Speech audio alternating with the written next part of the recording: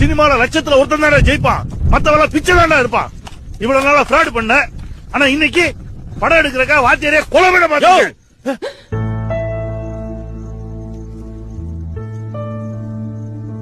கொலைகாரன்ற நான் கொலை பண்ணத பாத்தியா நீ?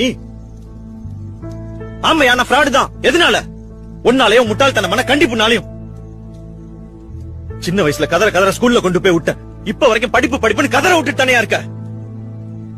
காய்ச்சல்னால கொண்டு போய் ஸ்கூல்ல விடுவேன். ஃபெயில் ஆனா மொட்டை அடிப்ப. நீ சூடு வச்சிருந்தா கூட ஆறி இருக்குயா.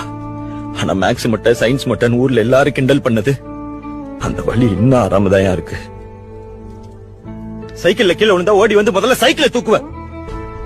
சைக்கிள் மேல வச்சிருந்த பாஸ்ல 1% என் மேல வச்சிருந்திருக்கியா? நல்ல வேலை உனக்கு இன்னொரு குழந்தை பிறக்கல. பிறந்திருந்தா அதையும் டார்ச்சர் பண்ணியே கொன்றிருப்பேன்.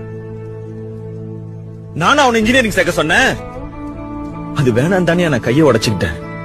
அப்போ அது விட்டியா நீ? உடைஞ்ச கையோட எக்ஸாம் எழுத வச்ச. ஆனா ஒரு வார்த்தை வழி எப்படி இருக்குன்னு கேட்டியாயா? வீட்டுல உன் டார்ச்சர்ல இருந்து தப்பிக்கிறது தான் என் ஹாஸ்டலுக்கே போய் சேர்ந்தேன். அங்க சோறு வாயில வைக்க முடியாது. என்னைக்காவது ஒரு நாள் திருப்தி அம்மா கையில சாப்பிடலான்னு வந்தா அப்பவும் எக்ஸாம் எப்போ, மார்க் என்னன்னு மட்டும் தான் கேட்பேன். சாப்பிட்டாடான்னு ஒரு வார்த்தை கேட்டிருக்கியா? சினிமாச வந்தோன்னு நேரா உன்கிட்ட வந்தானே சொன்னேன். அப்பவே நீ பரவாயில்ல, ஒரு தடவை ட்ரை பண்ணி பாடுறான்னு சப்போர்ட் பண்ணியிருந்தா இப்ப எதுக்கு அந்த நிலைமை? அதை விட்டுட்டு ஒரு பைத்தியக்காரனை கூட்டு வந்து நீயும் அப்படிதான் ஆயிருவன்ற மனுஷனாயா நீ? யோ, இது வரைக்கும் நீ எனக்காக என்னையா பண்ணிருக்க? உனக்கு என்ன, இந்த உலகமே இடிஞ்சு விழுந்தாலும் நான் இன்ஜினியர் ஆகணும், வேலைக்கு போய் அந்த எஜுகேஷன் லோனை அடைக்கணும், அதானே? கவலைப்படாத, அதை எப்படியாவது நான் அடைச்சிடுறேன்.